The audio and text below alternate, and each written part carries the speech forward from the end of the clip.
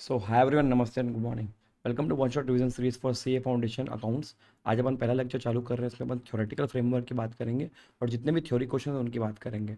अब ये क्वेश्चन आपको एमसीक्यू वाले पार्ट पे काम करते हैं और मिनी मिनी क्वेश्चन से पूछ सकते हैं, ठीक है। और इसमें भी इंस्टीट्यूट का फेवरेट एरिया रहता है कैपिटल वर्सेस रेवेन्यू वाला, कि आपको एक एग्जांपल दिया रहेगा, आपको जज करना है कि क्या जो ट्रांजैक्शन दिया गया है वो कैपिटल का ट्रांजैक्शन है या रेवेन्यू ट्रांजैक्शन का ट्रांजैक्शन है, ठीक है। तो सबसे पहले अपन बेसिक्स फटाफट थ्योरी निपटा लेते हैं फर्स्ट टॉपिक के अंदर।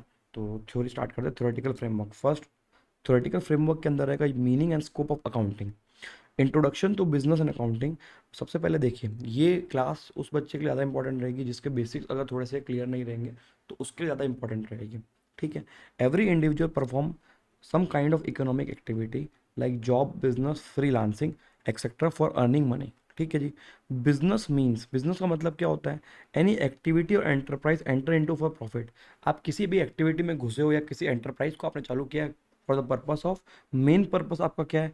प्रॉफिट को अर्न करना। Main purpose is to earn profit, ठीक है। Making money by producing goods, यहाँ पे की एक्टिविटी क्या हो गई? Production is the key activity.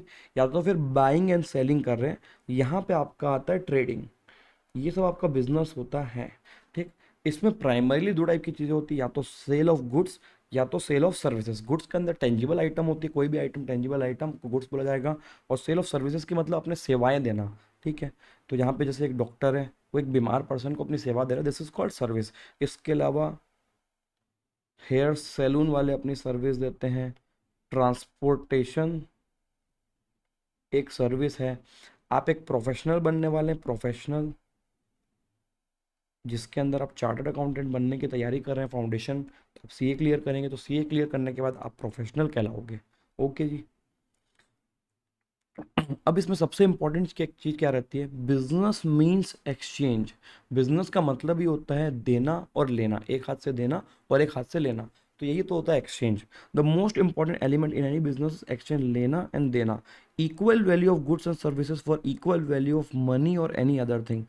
इसको अपने लीगल लैंग्वेज में बोला जाता है कंसीडरेशन। कंसीडरेशन मतलब आपने कोई गुड्स या सर्विस बेचा, उसके अगेंस्ट में आपको क्या मिल रहा है, दैट इज कॉल्ड कंसिडरेशन। अब business is a combination of many transactions events, ठीक है। बिजनेस का मतलब क्या होता है?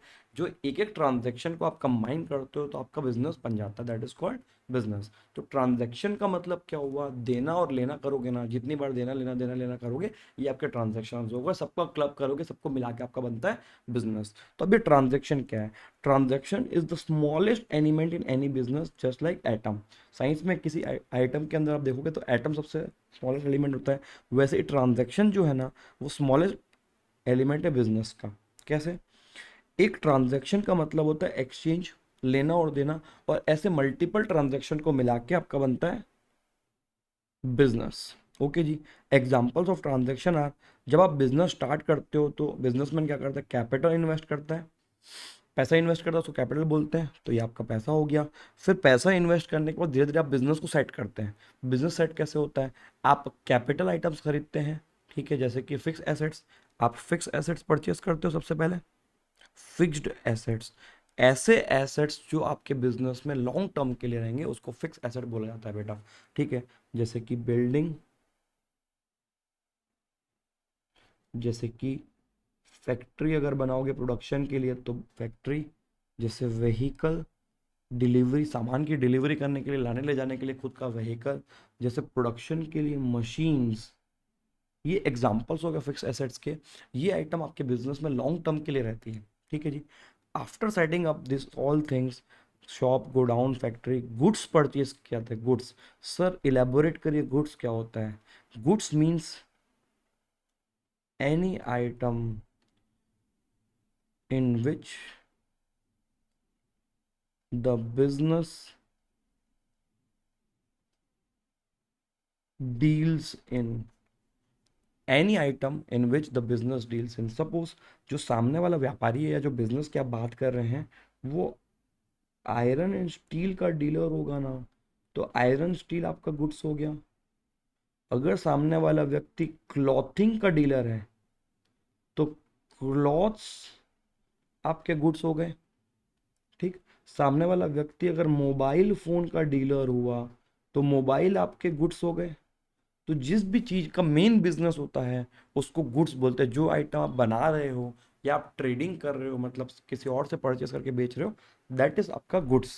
ठीक है जी। तो goods are sold and the money is collected on it. आप सामान बेच के पैसा कमाते हो, यही आपका मेन व्यापार है। इसके बाद आप पेमेंट ऑफ सैलरी, पैसा आया, महीना ख़त्म हो गया, एम्प्लॉय को रखे थे वहाँ पे सैलरी, सैलरी पे करोगे। एम्प्लॉय को जो पैसा देते हैं ना महीने भर काम करने का, उसको सैलरी बोलते हैं। तो सैलरी पेमेंट करोगे। ये सारे एग्जांपल्स हो गए ट्रांजैक्शंस के। इन्हीं के कॉम्बिनेशंस को मिला के आपका बिजनेस बनता है। ठीक है जी। नेक्स्ट, अब इन ट्रांजैक्शन की रिकॉर्डिंग करना जरूरी है। Recording of a transaction is very necessary. Now, as you do more and more business, the volume of business will increase. Volume बढ़ जाएगा. It may also happen that a lot of credit transactions are involved in the business. ठीक है, credit transaction हो सकता है involve हो, तो human brain के लिए पॉसिबल नहीं है कि उन सारे ट्रांजेक्शन को याद करें। सो हम क्या करेंगे, हम उसको रिकॉर्ड कर लेंगे। रिकॉर्ड करोगे तो वापस जाके देख सकते हो। ठीक है। और मैनुअल रिकॉर्ड से कंप्यूटराइज रिकॉर्ड और बेटर है, क्योंकि उसमें एनालिसिस ऑटोमेटिक हो जाती है, टोटलिंग अपने आप हो जाती है, बैलेंसेस अपने आप निकल जाता है, उधारी कितना बचा है वो अपने आप निकल जाएगा। तो बहुत सारी चीज़ें कंप्यूटर में ऑटोमेटेड भी हो सकती है। तो आप रिकॉर्डिंग को चाहे मैनुअल कर लो तो भी पॉसिबल है, चाहे ऑटोमेटिक मतलब कंप्यूटर वाला चला लो तो भी अच्छा होता है। तो प्रैक्टिकली आप ऑटोमेटिक करते हो, बट जब आप अभी आप सीख रहे हो तो आप मैनुअल सीख रहे हो।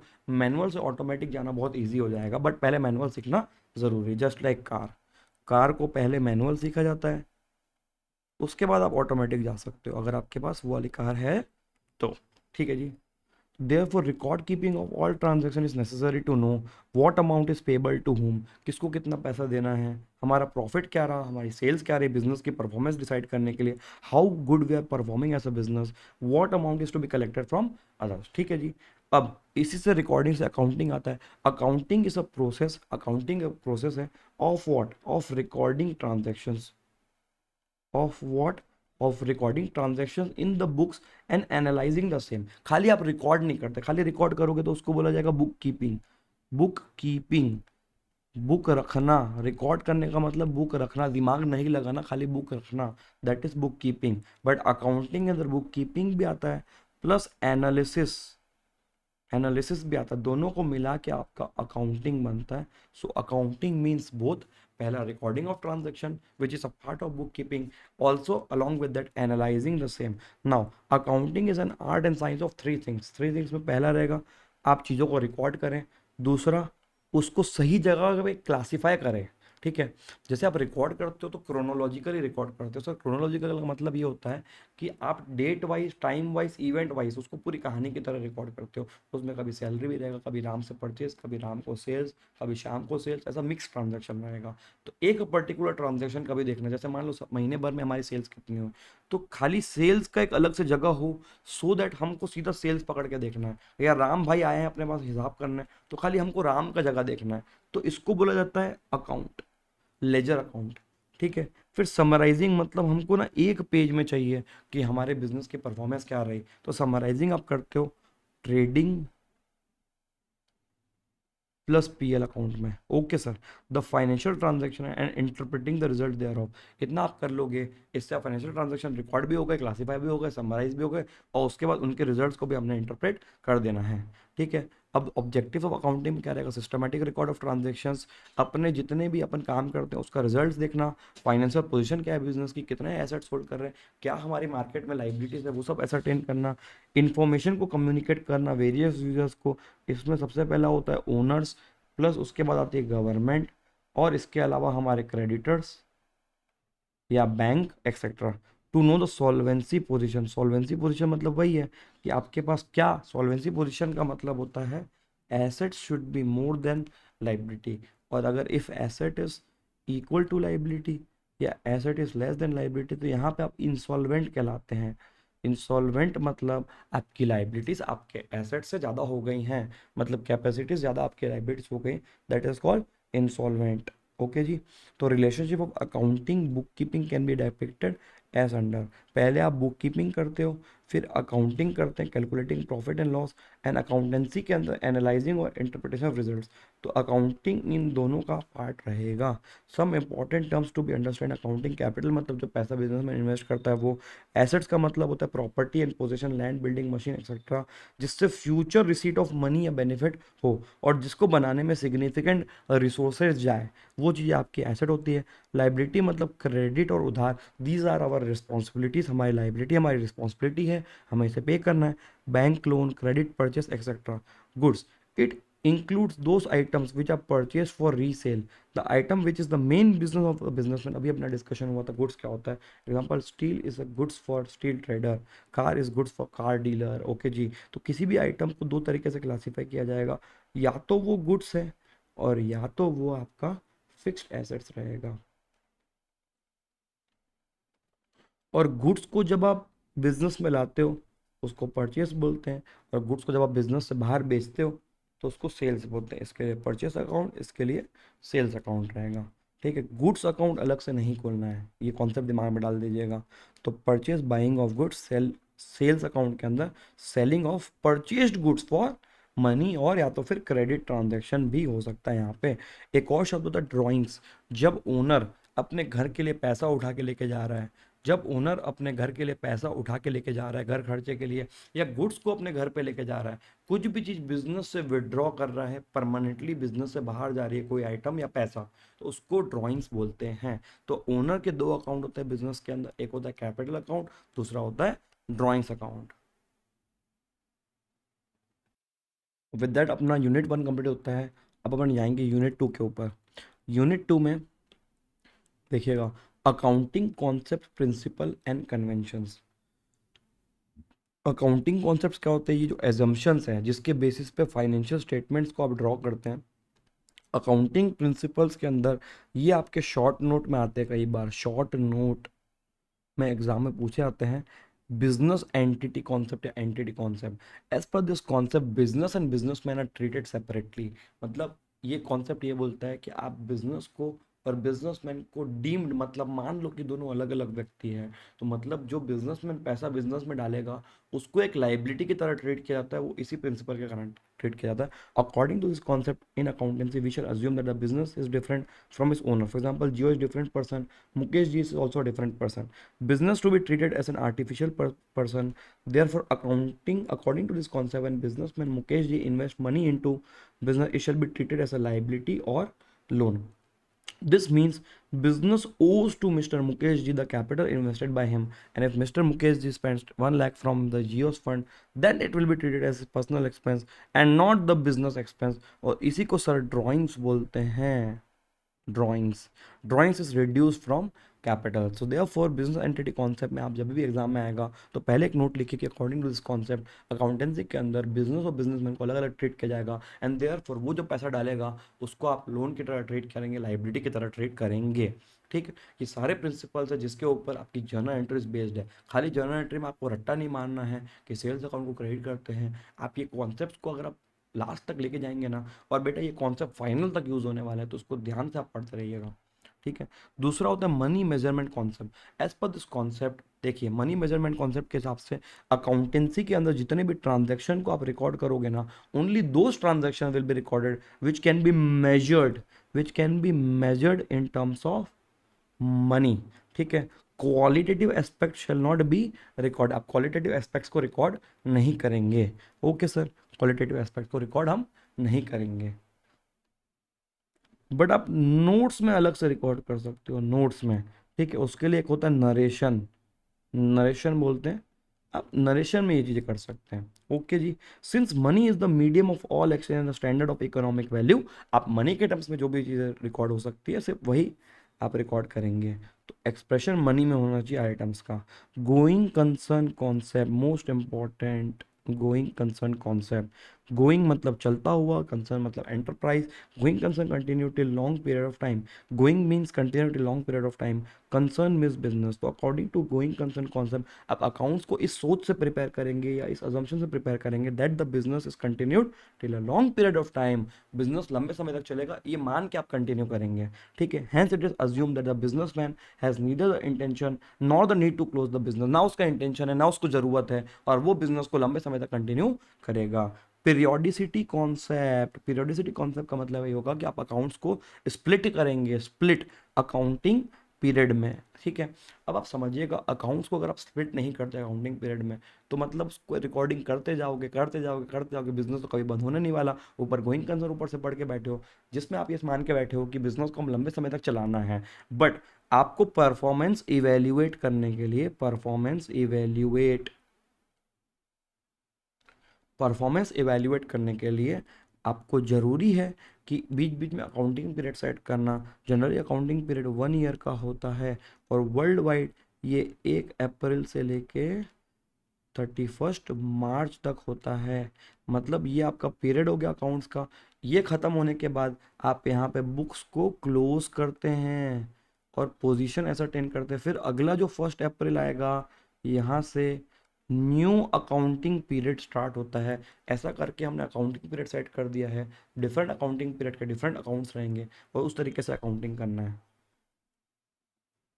अक्रूवल कॉन्सेप्ट देखिए, अक्रूवल को समझने के लिए वर्सेस एक कैश कॉन्सेप्ट होता है। ठीक, पैसा आया तो ट्रांजैक्शन को रिकॉर्ड करेंगे, पैसा नहीं आया तो ट्रांजैक्शन को रिकॉर्ड नहीं करेंगे। अब अक्रूवल कॉन्सेप्ट में क्या होता है, हम ड्यू बेसिस पे हम रिकॉर्डिंग करते हैं। According to this concept transaction are recorded in the period in which it is incurred even if the actual cash is received और नॉट। कई बार बिजनेस में क्रेडिट ट्रांजैक्शंस होते हैं तो क्या उसको रिकॉर्ड नहीं करना चाहिए? तो भाई नहीं रिकॉर्ड करोगे तो भूल जाओगे। अब एक ही पार्टी से अगर हजार हजार ट्रांजैक्शंस हो रहे हैं महीने में और बिजनेस के अंदर 10,000 पार्टियां हैं तो आप कैसे याद रखोगे कि किससे क्या ट्रांजैक्शन किया था और किससे कितना पैसा लेना? ये सब याद रखना पॉसिबल नहीं है। Therefore credit transaction should also be recorded. और ये सामने वाला जब माल लेके गया तो एक्चुअल सेल्स तो हो गई, या हमने किसी से माल लिया क्रेडिट पे तो हमारी एक्चुअल परचेस तो हो चुकी ना। अब क्या बचता है? खाली पेमेंट करना बचता है, वो तो आप दे ही दोगे। तो therefore accrual concept is more logical और मोस्टली अकाउंट्स इसी के तरीके से और बनते हैं अक्रूवल कॉन्सेप्ट के हिसाब से। और बेटा जब आप बिजनेस का फॉर्म्स पढ़ते हो उसमें प्रोप्राइटर पढ़े होंगे, पार्टनरशिप पढ़े होंगे, इसके अलावा कंपनी फॉर्मेट पढ़े। कंपनीज एक्ट में मैंडेटरी लिखा हुआ है कि all company to prepare accounts as per accrual. Accrual concept mandatory लिखा हुआ है। ठीक है जी। Next is matching concept. Matching concept का मतलब है year of expense shall be equal to year of income. It means कि जिस साल आपकी इनकम रिकॉर्ड की जा रही है उसके जो रिलेटेड एक्सपेंडिचर है, उस इनकम को कमाने के जो रिलेटेड एक्सपेंडिचर्स है वो भी उसी साल में रिकॉर्ड होने, ये भी उसी साल में रिकॉर्ड होने। According to this concept all expenses matched with the revenue of that period should only be taken into consideration. जैसे सपोज आपने 1,000 का खर्चा किया है, इसमें से 800 रुपये इस साल कंज्यूम हुआ, 200 कंज्यूम होना बाकी है तो अगले साल कंज्यूम होगा। तो इसको आप एक्सपेंस नहीं मान सकते हो, इसको अगले साल ट्रांसफर करेंगे, इसको प्रीपेड बोल के अगले साल ट्रांसफर करेंगे और अगले साल के पीएल में ले लेंगे। इसी को बोला जाता है matching concept. In accounts if any income is recognised then expense done to earn that income is also be recognised in the same FY financial year. Next is cost concept और historical cost concept. In accountancy जितनी भी चीज़ें आप record करोगे ना वो cost basis पे करोगे, करंट मार्केट प्राइसेस का कोई लेना देना नहीं है।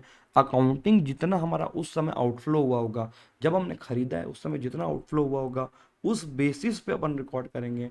करंट मार्केट प्राइसेस को हम नहीं ध्यान में रखेंगे, एक्सेप्ट फॉर स्टॉक। स्टॉक के केस में अगर मार्केट प्राइस अगर डाउन हो गई, कॉस्ट से भी मार्केट प्राइस डाउन हो जाती है, मतलब वो आइटम खराब हो चुकी है, तो अब अपने को डाउन वाली वैल्यू पकड़नी पड़ेगी। ये हमने इन्वेंट्री टॉपिक में भी रिवाइज करेंगे अलग से। ड्यूअल एस्पेक्ट कॉन्सेप्ट, भाई अकाउंटिंग का जबरदस्त कॉन्सेप्ट है ड्यूअल एस्पेक्ट कॉन्सेप्ट। अभी बात हुई थी बिजनेस कैसे बना है। बिजनेस बना है combination of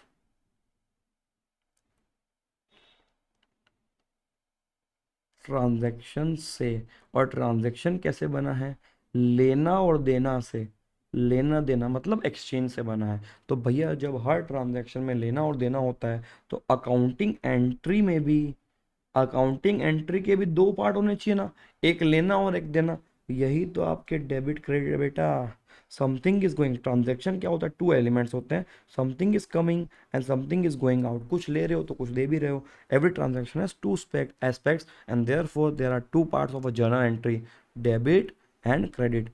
next concept is conservatism और प्रूडेंस कॉन्सेप्ट। ये भी आपका मोस्ट इंपॉर्टेंट कॉन्सेप्ट है।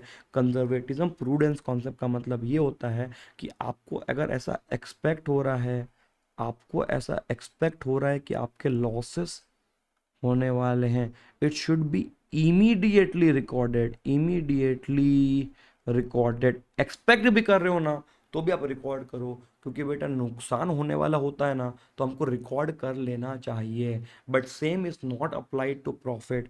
Same is not applied to profit. Same चीज को आप प्रॉफिट पे अप्लाई नहीं कर सकते। रुको बेटा, आराम से कमा लेने दो, ठीक है, उसको कमा लोगे ना उसके बाद ही रिकॉर्ड करना है। बट एक्सपेंसेस या लॉसेस अगर आपके एंटिसिपेट हो रहे हैं, कि मुझे अंदाजा लग रहा है कि बेटा मेरा खर्चा होने वाला है या मेरा लॉस होने वाला है, हमें उसको इमीडिएटली रिकॉर्ड करना चाहिए। प्रूडेंस कॉन्सेप्ट बताता है, ठीक है। जैसे कि मान लो कि आपको नगर निगम बताए कि कल सुबह आपके यहाँ पानी नहीं आएगा, तो क्या पानी के बिना रह सकते हो। मॉर्निंग की जितनी भी एक्टिविटीज़ है, से नेचर्स कॉल है, या नहाना है, या ब्रश करना है, या खाना बनाना, वॉट एवर, पानी की रिक्वायरमेंट है। तो आप क्या करेंगे, आप वेट नहीं करेंगे कि चल कल सुबह देख लूँगा, आएगा तो देखेंगे, नहीं आएगा तो देखेंगे। आप क्या करोगे, घर पे बाल्टी भर के पानी, आपके घर वाले या तो आप कोई तो भी रख दोगे। इसको प्रूडेंस कॉन्सेप्ट बोलते हैं, ठीक। अब अगर कल को, ये तो एस्टिमेटेड था ना कि कल पानी नहीं आएगा, अब अगर कल को पानी आ भी जाता है तो क्या दिक्कत है भैया, आप जो भरी हुई बाल्टी है उसको यूज कर लें, और अगर नहीं माने तो उसको पौधे में डाल दें, मतलब कोई लॉस नहीं है आपका। तो इसीलिए एक्सपेक्टेड चीज़ों को अपने को रिकॉर्ड कर लेना चाहिए, एक्सपेंस और लॉस वाला। अब अगर कल आज आपको कोई बोल दे कि कल ज़्यादा पानी आने वाला है, तो आज आप 3 बार नहीं नहा लोगे, 2 बार नहाते होगे तो 2 ही बार नहाओगे, ठीक है जी। तो with that prudence concept is over. Next is consistency. बेटा कंसिस्टेंसी किस चीज, कंसिस्टेंसी का मतलब होता है कंटिन्यूटी, मतलब सेम चीज़ों को अपने को कंटिन्यू रखना है। अब कंसिस्टेंसी किस चीज़ की बोल रहा है ये, देखिए कुछ कुछ अकाउंटिंग प्रैक्टिसेस में चॉइस होती है, चॉइस। जैसे आपने कभी पहले डेप्रिसिएशन पढ़ा होगा, उसमें SLM WDV हो गया, या उसी के अंदर अकाउंटिंग मेथड में, ये तो कैलकुलेशन के मेथड से, उसी के अंदर अकाउंटिंग मेथड में, अकाउंटिंग मेथड के अंदर उसमें दो टाइप के तरीके थे, एक होता था नॉर्मल और एक होता था प्रोविजन। तो आप इस जो भी दो ऑप्शन चूज में से एक चूज करते हो, वो कंसिस्टेंटली अप्लाई करिए। In order to compare accounts of one year to another, the accounts of an entity shall be prepared with principles and practices which are applied consistently. The accounting policies once applied, एक बार जब ये apply हो जाते हैं तो it should be consistently applied and shall not be changed. इसको बार बार change ना करें। An entity shall change its accounting practices या policies in the following cases only. जब लॉ का कंप्लाई करना, मतलब लॉ बोलता हो कि इसको कर लीजिए तो कर लीजिएगा, to bring accounts in accordance with accounting standards. बेटा किसी भी कंट्री में जो प्रीमियर अकाउंटिंग बॉडी होती है, जैसे अपने कंट्री में आईसीएआई सब प्रीमियर अकाउंटिंग बॉडी, तो वो अकाउंटिंग स्टैंडर्ड्स को रिकमेंड करके एक्सेप्ट करवाती है गवर्नमेंट से। ये स्टैंडर्ड्स क्या चीज़ है, जहाँ पे भी wide variety, accounting is an art and science, तो साइंस वाला पार्ट क्या फिक्स होता है all over the world, but जो आर्ट वाला पार्ट है ना, आर्टिस्टिक वाला पार्ट, वो सबका अलग अलग रहता है। तो कुछ चीज़ें ऐसी है कि अगर आप उसको फिक्स नहीं करते कि यहाँ पे ये करना चाहिए, तो वहाँ पे क्या होगा, कोई भी अकाउंट, एक कंपनी के अकाउंट दूसरे कंपनी से कंपेरेबल नहीं होते हैं। सो देयर फोर वहाँ पे अकाउंटिंग स्टैंडर्ड इशू करते हैं प्रीमियर अकाउंटिंग बॉडीज। एक पर्टिकुलर एज में क्या क्या चीज़ लिखा होता है कि ट्रांजेक्शन का अमाउंट कैसे कैलकुलेट करना, उसकी जर्नल एंट्री कैसे पास करना, ठीक है, उसमें और कैलकुलेशंस कैसे करना, उसके डिस्क्लोजर्स, डिस्क्लोजर का मतलब एक्स्ट्रा इंफॉर्मेशन कैसे देना, ये सारी चीज़ें अकाउंटिंग स्टैंडर्ड में लिखी रहती है। When it is felt that the new policy जो भी आएगा वो ट्रू एंड फेयर पिक्चर दिखाएगा आपको अपने बुक्स ऑफ अकाउंट्स का और बिजनेस का, तो आप चाहो तो अपनी पॉलिसी को चेंज कर दो, बट अदरवाइज कंसिस्टेंटली अप्लाई करना रहेगा। मटेरियलिटी बहुत इंपॉर्टेंट कॉन्सेप्ट। रिलायंस, रिलायंस एक बहुत बड़ी कंपनी है, अडानी एक बहुत बड़ी कंपनी हो गई, टाटा एक बहुत बड़ा कंपनी हो गया। तो अब इनके अंदर सपोज से एक एम्प्लॉय है, double E is called employee. Employee ने अगर एक स्क्रू खो दिया, स्क्रू जो कि कंपनी का एसेट था, बताइए लॉस हुआ है सर, लॉस। लॉस को रिकॉर्ड करें, ये मना कर रहा है materiality concept. Material means impactful, material वो वाला मटेरियल है जो आप पहले सुन के रखें, मटेरियलिटी मीन्स इम्पैक्ट फुल। अब इतनी बड़ी कंपनी में अगर एक स्क्रू खो जाता है तो आप जाके उसकी अकाउंटिंग एंट्री मत पास करिएगा, क्योंकि स्क्रू का ट्रांजैक्शन इमटेरियल है इतनी बड़ी कंपनी के लिए, कि स्क्रू खो गया 1 रुपए का, आप रिकॉर्ड करने जाओगे, भैया इनके तो बुक्स ऑफ अकाउंट्स वगैरह भी रुपीज इन करोड्स में होते, तो 1 रुपए कहाँ रिकॉर्ड करोगे, या 10 रुपए का स्क्रू कहाँ रिकॉर्ड करोगे बेटा बताओ। तो आप कभी भी उन ट्रांजेक्शन को बिजनेस में रिकॉर्ड करें जिसका इम्पैक्ट पड़ता हो, ठीक है, कि हाँ थोड़ा तो इम्पैक्ट पड़े। तो 1-2 रुपए का किसी भी कंपनी के ऊपर इम्पैक्ट नहीं पड़ता, तो उससे ज़्यादा टाइम तो आपको एंट्री रिकॉर्ड करने में लग जाएगा। तो मटेरियलिटी के हिसाब से all items having significant economic effect on the business should be disclose, and any insignificant item which is not relevant shall be ignored. अब ये जो मटेरियलिटी है, मतलब ये जजमेंट लगाना कि इम्पैक्टफुल है या नहीं है, वो ऑर्गेनाइजेशन टू ऑर्गेनाइजेशन डिपेंड करेगा, सबकी कैपेसिटी सबके बिहेवियर अलग अलग रहते हैं जी, ठीक। अब इसके अंदर स्पेशल वाले तीन कौन से हैं, फंडामेंटल अकाउंटिंग एजम्पशंस, ये अकाउंटिंग स्टैंडर्ड 1 में दिया हुआ है। इसके ऊपर भी इंस्टीट्यूट कई बार क्वेश्चन दे देती है शॉर्ट नोट में कि बेटा 3 फंडामेंटल अकाउंटिंग एजम्पशन लिखिए या फंडामेंटल अकाउंटिंग एजम्पशंस लिखिए। तो पहला होता है गोइंग कंसर्न, जो आप पहले पढ़ चुके हैं, कंसिस्टेंसी भी पढ़े, अक्रूवल भी पढ़े, इसका रट्टा मार लो, going concern, consistency, accrual, going concern, consistency और अक्रूवल, ये तीन चीज को आपको लिख के उसको एलेबोरेट करना है। अगर आपसे क्वेश्चन पूछा जाए कि बेटा लिखिए 3 फंडामेंटल अकाउंटिंग एजम्पशन क्या है, अब सर ये फंडामेंटल अकाउंटिंग एजम्पशन का मतलब क्या हुआ, बेटा फंडामेंटल अकाउंटिंग एजम्पशन का मतलब ये है कि जब आप अकाउंट्स प्रिपेयर करें किसी भी बिजनेस के, तो ये मान लिया जाएगा कि आप ये 3 चीजों को ऑलवेज फॉलो करेंगे और ऑलवेज फॉलो कर रहे हैं। और अगर आपको फॉलो नहीं करना है तो अकाउंटिंग पॉलिसी वाले पेज पे राइट डाउन करिएगा, लिख के बताइएगा कि आपने इन तीनों की प्रिंसिपल्स को फॉलो नहीं किया था, ये आपको लिख के बताना है, ठीक है। अदरवाइज ये मान लिया जाएगा, ये मान लिया जाएगा, अजम्पशन का मतलब होता है मान लिया जाना, तो फंडामेंटल अकाउंटिंग अजम्पशन मतलब ये मान लिया जाएगा कि आपने ये तीनों को फॉलो किया रहेगा। तो ये 3 प्रिंसिपल्स के ऊपर एक शॉर्ट नोट का क्वेश्चन कई बार इंस्टीट्यूट पूछ लेती है कि बेटा बताइए कि फंडामेंटल अकाउंटिंग एजम्पशंस क्या क्या है, और उसको तीनों को एलोबरेट करिए। तो 3 अकाउंटिंग एजम्पशन फंडामेंटल होते हैं, गोइंग कंसर्न, कंसिस्टेंसी और अक्रूवल, ठीक। फिर ये आपके कुछ पास एग्जाम क्वेश्चन जो इंस्टीट्यूट बार बार पूछते रहती है, 4 मार्क्स के, going concern versus cost concept, और कैश एंड मर्केंटाइल के ऊपर एक्सप्लेनेशन, मनी मेजरमेंट और मैचिंग कॉन्सेप्ट, ये आपको एक्सप्लेन करने पैराग्राफ के फॉर्म में। Right a short note on fundamental accounting exemption etcetera, तो ये आप देख लीजिएगा।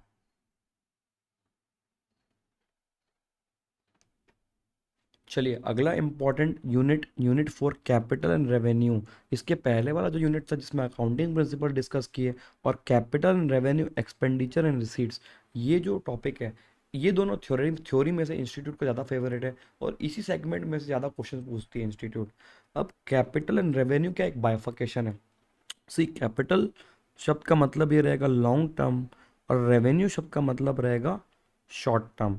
अब लॉन्ग टर्म एक्सपेंसेस को आप फिक्स एसेट्स बोलते हो, लॉन्ग टर्म इनकम को आप कैपिटल इनकम से बोलते हो, ये बहुत कम रहता है, ठीक है। और शॉर्ट टर्म जो रहता है रेवेन्यू आइटम्स, रेवेन्यू मतलब ऑपरेशनल एक्टिविटी, रेवेन्यू का एक और मतलब रहता है ऑपरेशनल, ऑपरेशनल मेन बिजनेस वाली activity, operational activity. Operational activity में भी इनकम भी रहता है और एक्सपेंडिचर भी रहता है। ये आपकी इनकम और एक्सपेंडिचर जो ऑपरेशनल वाले रहते हैं, ये प्रॉफिट एंड लॉस अकाउंट में जाते हैं, और उधर जो लॉन्ग टर्म वाली आइटम्स है ना, ये बैलेंस शीट में जाती है। इतना इस चैप्टर को इलाबोरेट करेंगे अपन डिटेल में, मतलब इसका एकदम मिनी क्रक्स ये वाला है, ठीक है जी। तो capital and revenue expenditure, it is more important to classify transactions into capital expenditure and receipts, and revenue expenditure and receipts, because capital items are generally long term items and held for a long period of time, say 1 year। benchmark long term का 1 year होता है अपने लिए, because capital items ये हो गया। revenue items are generally short term, it does not result in any asset and means immediate benefit and shall be considered as current year item and profit or loss of the current year। Also revenue items जो होता है ना, ये operational items होता है बेटा। Operational का मतलब होता है मेन बिजनेस का पार्ट, और इसी पे सबसे ज्यादा बिजनेस का फोकस होना चाहिए। रेवेन्यू आइटम्स पे सबसे ज्यादा फोकस होना चाहिए मेन बिजनेस में। जैसे सपोज कि अगर एक, मैं आपको सिर्फ इतना बताऊं कि किसी भी बिजनेस के अंदर, किसी भी बिजनेस के अंदर नेट प्रॉफिट आया है 1 करोड़ का, तो आप बोलेंगे सर पोजीशन तो बहुत अच्छी है, पर बेटा डिपेंड्स करता है कि ये जो 1 करोड़ का प्रॉफिट आया है, ये क्या ऑपरेशनल एक्टिविटी से आया था कि कैपिटल एक्टिविटी से आया था। इसमें बहुत बड़ा फर्क है, जजमेंट का बहुत बड़ा फर्क है। अगर ऑपरेशनल एक्टिविटी से आया था तो आप अपने टैलेंट से, आप अपने बिजनेस के टैलेंट से कमाए हो, जो कि एक अच्छी बात है, तो इसको आप अच्छा बोल सकते हो उस केस में। बट अगर कैपिटल एक्टिविटी से आया, जैसे कि मान लो कि हमने बिजनेस के लिए एक जमीन खरीदी थी, उस जमीन को बेचोगे तो भी 1 करोड़ का प्रॉफिट आ सकता है, तो क्या उससे आ रहा है? तो ये सही और गलत दोनों हो सकता है, क्योंकि यार जब आप बिजनेस के लिए जमीन खरीदे थे तो आप बेच रहे हो, मतलब बिजनेस के लिए होल्ड नहीं कर रहे हो, तो आपका इसमें इंटेंशन क्या समझ में नहीं आ रहा है। अरे भाई जिसका भी इंटेंशन अगर बिजनेस कंटिन्यू करने का रहेगा तो जमीन को बेचेगा नहीं, तो जमीन को बेच रहा है मतलब डूबियस टाइप का समझ में आ रहा है, तो जजमेंटल हो सकता है। नेट प्रॉफिट हमेशा 1 करोड़ दिखना सही नहीं हो सकता, तो देयर फोर सेग्रीगेशन होना चाहिए, ठीक है। अब क्या फैक्टर्स जो डिटरमाइन करेंगे कि कोई भी ट्रांजैक्शन कैपिटल में जाएगा या रेवेन्यू आइटम में कॉन्स्टिट्यूट किया जाएगा। सबसे पहला रहेगा नेचर ऑफ बिजनेस। जैसे एग्जांपल बता रहा हूँ, फर्नीचर एक एसेट होता है नॉर्मली हर इंसान के लिए, कैपिटल, कैपेक्स का शॉर्ट फॉर्म होता है कैपिटल एक्सपेंडिचर।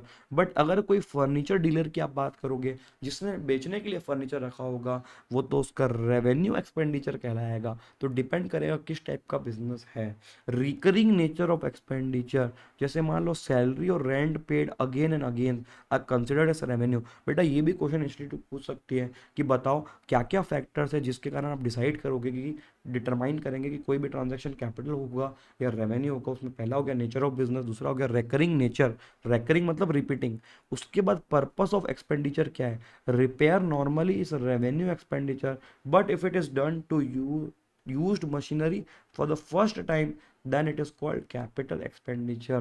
क्योंकि जो यूज मशीन अगर आप खरीदते हो बिजनेस के अंदर, उसको एक बार अपने हिसाब से रिपेयर तो करवाना ही पड़ेगा, अदरवाइज वो किसी काम की नहीं है अपने लिए, एंड देयरफॉर वो कैपिटल एक्सपेंडिचर है। बट अपन जो हर साल रिपेयर कराते हैं as an activity repeating nature का है, तो वो आपका क्या हो जाएगा, रेवेन्यू एक्सपेंडिचर हो जाएगा। इसमें इंस्टीट्यूट आपको एक एग्जांपल दे देगा कि भैया बताइए रिपेयर्स कर रहे हैं मशीन का, तो वो आपका क्या है कि रेवेन्यू है। बट रिपेयर से अगर ऐसा कुछ हो रहा है, रिपेयर या मॉडिफिकेशन से, कि सिग्निफिकेंटली बहुत बड़ा इम्पैक्ट क्रिएट हो रहा है, जैसे कि आपके आउटपुट की कैपेसिटी बढ़ जा रही है, आपकी आउटपुट, जैसे एक मशीन है जो पहले 1 घंटे में 100 यूनिट बनाती थी, अब आपने ऐसा कुछ खतरनाक रिपेयर मॉडिफिकेशन कर दिया है जिससे 100 की जगह 150 यूनिट बना रही है, तो लॉन्ग टर्म बेनिफिट है इसका। तो ये जो खर्चा है ना वो कैपिटल में कहलाएगा अगर लॉन्ग टर्म बेनिफिट मिला तो। और नॉर्मल रूटीन वाला जो रिपेयर है जिससे कोई फर्क ही नहीं पड़ रहा है एसेट में, बस उसका रख रखाव के लिए आप रिपेयर मेंटेनेंस कर रहे हो, वो आपका रेवेन्यू ट्रांजैक्शन कहलाएगा। ठीक है, ये आपका नेक्स्ट पॉइंट आ गया, effect on revenue generating capacity. If expense help to increase the income for a short period of time then it is considered to be revenue, and it if it helps to increase the revenue for a long period of time then it is a capital expenditure. Materiality of the amount involved, 100 रुपए का खर्चा capex में नहीं जाना चाहिए। Business में एक ठो कप खरीदे हैं, चाय पीने का कप खरीदे हैं, तो भैया अब अगर कप 100 रुपए का है उसको ऐसे थोड़ी बनाओगे यार, उसको खर्चे में डाल के खत्म कर दीजिए। So that is called materiality. तो एक हो गया nature of transaction, recurring, purpose, effect on revenue generating capacity and materiality. ये पॉइंट्स हो गए, इसके ऊपर एक शॉर्ट नोट का क्वेश्चन आ सकता है 4 मार्क्स का। ठीक है, अब ट्रांजेक्शन को बायफर्केशन, कैपिटल एक्सपेंडिचर अलग हो गया, रिसीट अलग हो गई, रेवेन्यू एक्सपेंडिचर अलग हो गया, रिसीट अलग हो गई। अब इसके अंदर any expenditure on fix asset which increase its earning capacity, जैसे कि मान लो परचेस ऑफ मशीन या modification of machine so that it can change the output. ठीक है, अब रिसीट के अंदर कैपिटल रेज करना, ठीक है, फिक्स एसेट को सेल करना, लॉन्ग टर्म लोन लेना, ये कैपिटल रिसीट हो गया। रेवेन्यू के अंदर एक्सपेंडिचर जो भी आपका provide benefit only for current year, purchase of stock या तो फिर स्टेशनरी, एक बार पहन लोगे 1 साल से ऊपर नहीं चलेगी बेटा। ठीक है, और दूसरा रिसीट जैसे कि sales, collection from debtor, operational activity. Majorly एक तो ये शॉर्ट टर्म होता है प्लस ये ऑपरेशनल एक्टिविटी वाला पार्ट है, ये आप इंपॉर्टेंट पॉइंट ध्यान में रखेंगे। ठीक है, difference between capital and revenue, ये भी एक क्वेश्चन रहता है। कैपिटल मोर देन 1 ईयर, यहाँ पे only current year. Financial statement balance sheet में जाता है, ट्रेडिंग पीएल अकाउंट में जाएगा। नेचर नॉन रिकरिंग, रिकरिंग रहेगा। Need for increase capacity, capacity matching concept. ठीक है, रेवेन्यू में मैचिंग कॉन्सेप्ट फॉलो करना है, और कैपिटल के अंदर कॉस्ट कॉन्सेप्ट फॉलो करना है। अब कौन से सिनारियो में ये हेल्पफुल होता है वो देखिएगा। Expenditure on purchase of plant and machinery या acquisition of land and building में ये बहुत ज़्यादा यूज़ होता है। जब आपने डेप्रिसिएशन पढ़ा होगा तो वहाँ पे जो एसेट की कॉस्ट लेनी है पहले उसको वैल्यू करना पड़ता है, एसेट की कॉस्ट को वैल्यू करना पड़ेगा। तो वैल्यूएशन में आपको कॉस्ट कहाँ तक लेनी है, till the point the asset is ready for its intended use at intended location। ठीक है जी, मतलब जब आप एसेट परचेस करते हो, फॉर एग्जांपल जब अपन टीवी खरीदते हैं शोरूम से, तो टीवी वाला क्या करता है, जो आपको प्राइस जोड़ के बताता है वो प्राइस रहती है टीवी वहां से उठाने की शोरूम से। अब आपको क्या चाहिए, टीवी अपने घर पे चाहिए, तो आपको टीवी के ऊपर जो रिक्शा किराया है वो पर्ची आपको मिलेगी, पैसा आपको पे करना है। ठीक है, फिर अपने यहाँ पे आ गई तो डब्बे में रखने के लिए टीवी लिए कि नहीं, हम चाहते हैं हमारे सुंदर सी दीवार पे वो टीवी लग जाए और बढ़िया हम दूर से बैठ के देखें।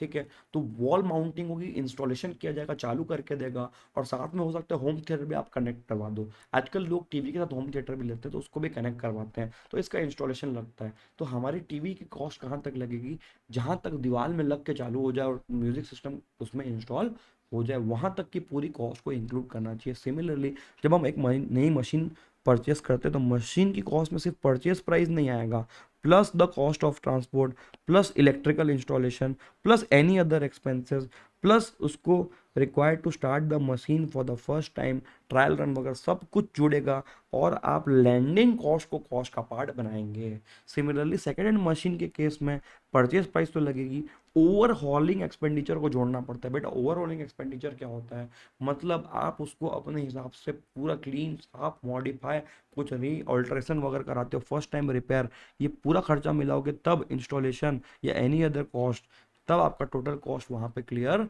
होगा। ठीक है सर, सिमिलरली बिल्डिंग में अब देखो क्या होता है। बिल्डिंग देखो दो टाइप की होती है बिल्डिंग, या तो रेडीमेड आप खरीद सकते हो, बिल्डिंग पूरी बन के खड़ी है। दूसरा, आप खुद अपने हिसाब से कस्टमाइज करवाओगे। तो बड़े लोग क्या करते हैं, बिल्डिंग को अपने हिसाब से कस्टमाइज या कंस्ट्रक्ट करवाते हैं। तो सबसे पहले डिजाइन लेआउट चार्जेस लगते हैं, ये भी बिल्डिंग की कॉस्ट है। फिर आर्किटेक्ट की फीस लगेगी, ये भी बिल्डिंग की कॉस्ट बनेगी। फिर आपको interior fees, cost of material मतलब स्टील छड़ ये सब लगेगा। यहाँ पे लेबर, टेम्पररी हट्स जो बनेगा ना, ये भी आपका कॉस्ट का पार्ट बनेगा। कॉस्ट ऑफ टेम्पररी हट, जब भी आप बिल्डिंग बनाते हो तो लेबर लोग क्या करते हैं, बाजू में छोटा सा ईंटे का घर बना के वहीं रहते हैं, जो बिल्डिंग बनने के बाद तोड़ के चले जाएंगे।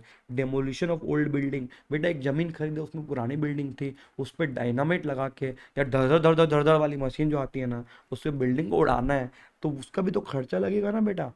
5 7 10 20 दिन कुछ लगता है उसको उड़ाने में, तो उसको उड़ाओगे, साफ करोगे, जगह को क्लियर करोगे, मलबा हटाओगे जो गिरा हुआ है, फिर तो नया बिल्डिंग बनेगा। और अगर किसी की ओल्ड बिल्डिंग परचेस करोगे तो पहले आप उसमें रिपेयर्स कराओगे, मॉडिफिकेशन कराओगे, वाइट वॉशिंग कराओगे, पेंटिंग कराओगे, इंटीरियर की फीस लगाओगे, मटेरियल लगेगा, लेबर लगेगा, ब्रोकरेज लगेगा, सब मिला के आपकी लैंडिंग कॉस्ट का पार्ट बन जाएगा। Okay ji, thank you.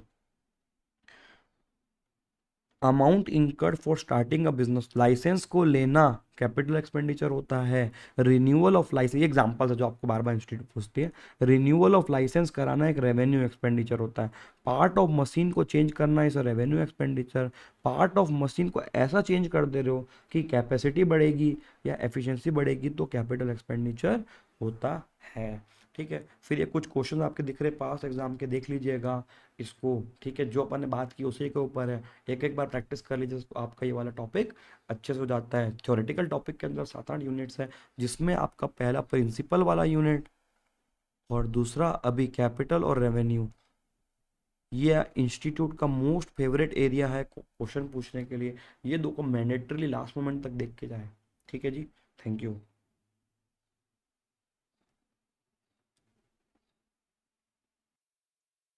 Unit 5 next, contingent asset and contingent liability. Contingent asset ये भी पूरा थ्योरेटिकल रहेगा अभी आप लोग के लिए। कंटीजेंट मतलब डिपेंडेंट अपॉन हैपनिंग और not happening of certain event, event linked asset और लाइबिलिटी। फॉर एग्जाम्पल, अगर किसी बिजनेस के अगेंस्ट एक कोर्ट केस चल रहा हो, कोर्ट केस, तो उस केस में कोर्ट का जो जजमेंट रहेगा वो इवेंट हो जाएगा। उस इवेंट के कारण आपका एसेट भी बन सकता है, पैसा रिकवर हो सकता है, या लाइबिलिटी हो सकती है। अगर आप हार जाते हो उस केस को, तो वहां पे आपको लाइबिलिटी बन सकती है। तो contingent asset mean possible asset arising from past event depend upon happening और non happening of a future event which is out of control, entity के कंट्रोल में नहीं है। कंटीजेंट लाइबिलिटी की पहली डेफिनेशन समझिएगा, पॉसिबल ऑब्लिगेशन, ऑब्लिगेशन पे focus करें बेटा, पॉसिबल ऑब्लिगेशन शब्द पे फोकस करें। ठीक, arising from past event depends upon happening और non happening of future event which is out of control. दोनों की डेफिनेशन सेम है, इसका रट्टा मारना पड़ेगा आपको। इसके ऊपर अगर शॉर्ट नोट आता है तो आप उसको लिखेंगे। ठीक है, second definition, present obligation arising from past event but not recognized because it is not probable that outflow of resources embodying economic benefits are required, और रिलायबल एस्टिमेट हो नहीं पा रहा है उसका, तो आपने रिकॉर्ड नहीं किया है। दो डेफिनेशन है, इनको सिर्फ आपको याद रखना है और याद रख के एग्जाम में जाके लिख के आ जाना है। ठीक, एक और होता है प्रोविजन। प्रोविजन शब्द का मतलब क्या होता है, provision means present liability of uncertain amount which can be measured reliably, आप इसको मेजर कर सकते हो by a substantial degree of estimation. Estimation लगा के आप उसको मेजर कर सकते हो, जैसे कि प्रोविजन फॉर बैड डेट, जैसे कि प्रोविजन फॉर वारंटी, इसको आप पास्ट अपने एक्सपीरियंस से मेजर कर सकते हो। Provision is present obligation arising from past event where outflow of resources को आप मेजर कर सकते हो, रिलायबल एस्टिमेट लगा सकते हो। इसके एग्जांपल्स ऑलरेडी मैंने यहाँ पे लिख दिए, प्योरली थ्योरेटिकल है। अब कभी कभी एग्जाम में प्रोविजन और कंटीजेंट लाइबिलिटी के ऊपर डिफरेंस पूछ देता है, 4 मार्क्स का 2 बार चुका है, अभी पूछ सकता है। तो पहले तो आप डेफिनेशन लिख दीजिए। मेजर पता है क्या है? मेजर पहले वाले प्रोविजन में आप रिलायबली उसको एस्टिमेट कर सकते हो, दूसरे वाले को रिलायबली आप एस्टिमेट नहीं कर पाते हैं। तो बाकी इसको ध्यान से पढ़ लीजिएगा। Next is accounting policies. Accounting policies का मतलब है जहाँ पे भी ऑप्शंस अवेलेबल हो वहाँ पे जो अपनी बिजनेस फर्म है वो उसको क्या करे कि सेट कर ले कि मैं यहाँ पे ये चूज कर रहा हूँ। Accounting policies refers to specific accounting principles and method of applying those principles adopted. Adopted मतलब जो एंटरप्राइज चूज करता है in preparation and presentation of financial statements, मतलब PL and balance sheet. Accounting policies are based on various accounting concept, principles and convention. Selection of accounting policy, आप accounting policies को कैसे select करेंगे? Choice of accounting policy is an important policy decision. इसमें आपको ये choose करना है कि क्या आप स्टॉक को वैल्यूएशन करेंगे फीफो बेसिस पे, लीफो पे, या वेटेड एवरेज पे। ये आपकी अकाउंटिंग पॉलिसी हो गई। आप डेप्रिसिएशन में चूज करोगे, एसएलएम है, डब्ल्यूडीवी एक्सेट्रा क्या चीज़ है। Selection of accounting policy is based on prudence देखते हो आप, सब्सटेंस ओवर फॉर्म देखते हो, मतलब इसको मतलब होता है प्रैक्टिकलिटी देखिए, और मटेरियलिटी देखते हो। चेंज इन अकाउंटिंग पॉलिसी पहले भी डिस्कस कर चुके, कंसिस्टेंसी के अगेंस्ट वाला कि रिक्वायर्ड बाय लॉ है एस को कंप्लाई करने के लिए। ये दो कंप्लायंस हो गए, लॉ और एस का। और तीसरा, आप अगर चूज करते हो या चेंज करते हो तो उसमें मोर अप्रोप्रिएट प्रेजेंटेशन आ जाता है फाइनेंशियल स्टेटमेंट का। ये तीन चीज़ अपन कंसिस्टेंसी के साथ भी पढ़े थे। ठीक, तो विद दैट आगे के क्वेश्चंस वगैरह रहेंगे नोट्स में, आप देख लीजिएगा। तो विद दैट अपना थ्योरेटिकल पोर्शन का रिवीजन कंप्लीट होता है। This was the revision of part 1 theoretical topic for CA foundation accounts. तो ये रिवीजन वीडियो देख लीजिए, और जितने भी क्वेश्चन नोट्स में दिए गए, नोट्स आपको डिस्क्रिप्शन में मिल जाएंगे, वो आप कर लीजिए। इसके बाद अपन मिलते हैं सेकंड रिविजनरी वीडियो के ऊपर। तब तक के लिए बाय एवरीवन, टेक केयर। और प्लेलिस्ट को सब्सक्राइब कर लें, और अपने कोई नीडी फ्रेंड्स होगा उसको भी भेज दीजिए। आई होप आपको चीज़ें बहुत अच्छे से क्लियर हो रही होंगी। और इफ़ आपको लगता है कि कोई टॉपिक के ऊपर मोर क्लैरिटी चाहिए तो आप कमेंट में मेरे से बात कर सकते हो, कमेंट्स में आपको रिप्लाई आ जाएगा। तो with that, thank you so much, bye everyone, take care. और प्रिपरेशन सॉलिड करनी है, आप अकाउंट्स को आराम से टारगेट कर सकते हो। 100 में से आप आराम से 70, 80, 90 तक भी जा सकते हो अगर आप प्रॉपर से प्रिपेयर करते हो। तो आई होप मेरे रिविजन आपको हेल्प कर रहे हो इन दैट। आपका जो भी एम रहेगा उसमें मेरे रिविजन आपको हेल्प कर रहे हैं हो। तो with that, bye everyone, take care, see you in the next revision video.